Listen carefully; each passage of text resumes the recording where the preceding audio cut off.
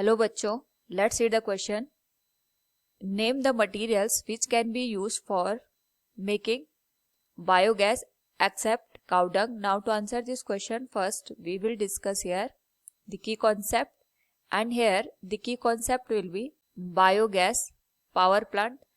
Now यहाँ पे अगर हम बात करें बायोगैस पावर प्लांट की, इसमें हम यहाँ पे काउ डंग का यूज करते हैं और साथ में हम इसमें यूज करते हैं स्लरी का, which is made of the residue of the crops और वेजिटेबल्स, और साथ में हम यहाँ पे सीवेज का जो भी वेस्टेज होता है इसका यूज करके इसको in the absence of the oxygen decompose करवाते हैं, और यहाँ पे एनारोबिक रिएक्शन की हेल्प से हमारे पास जो बायोगैस होती है वो प्रोड्यूस होती है. तो हमसे क्वेश्चन में यही पूछा गया है, name the materials which can be used for making biogas except cow डंग.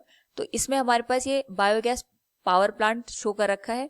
ये हमारे पास डाइजेस्टर होता है जहाँ पे जो मेन रिएक्शन होती है वो अकर होती है, और यहाँ पे अगर हम बात करें जो मटेरियल्स हम यहाँ पे यूज करते हैं, एक तो हम काउ डंग का यूज करते हैं, साथ में हमारे पास जो सीवेज का वेस्ट होता है उसका हम यूज करते हैं, जो वेजिटेबल्स होती हैं हमारे पास या फिर हमारे पास जो क्रॉप्स होते हैं इनके जो रेजिड्यू होते हैं इनका यूज करके हम एक स्लरी का फॉर्मेशन करते हैं, और यहाँ पे इसी स्लरी को डाइजेस्टर में डाल दिया जाता है, जहाँ पे कि जो डाइजेस्टर होता है ब्रिक्स का बना होता है और ये सील्ड कंटेनर होता है, इसमें यहाँ पे कोई भी एयर एंटर नहीं कर पाती है. तो in the absence of the oxygen जो भी हमारे पास यहाँ पे मटेरियल होता है वो डिकम्पोज होता है, और आफ्टर द डिकम्पोजिशन यहाँ पे जो बायोगैस है वो प्रोड्यूस होती है, और जो ये बायोगैस होती है बेसिकली इसमें यहाँ पे मीथेन का कंटेंट होता है.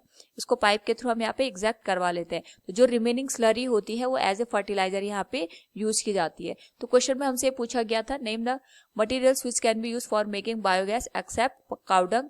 तो हमारे पास यहाँ पे जो सीवेज का वेस्टेज होता है और साथ में जो वेजिटेबल्स होते हैं या फिर हमारे पास जो क्रॉप होते हैं इनका जो रेजिड्यू पोर्शन होता है इसी का यूज हम यहाँ पे बायोगैस में करते हैं. Hope all you understood it. Thank you and best of luck.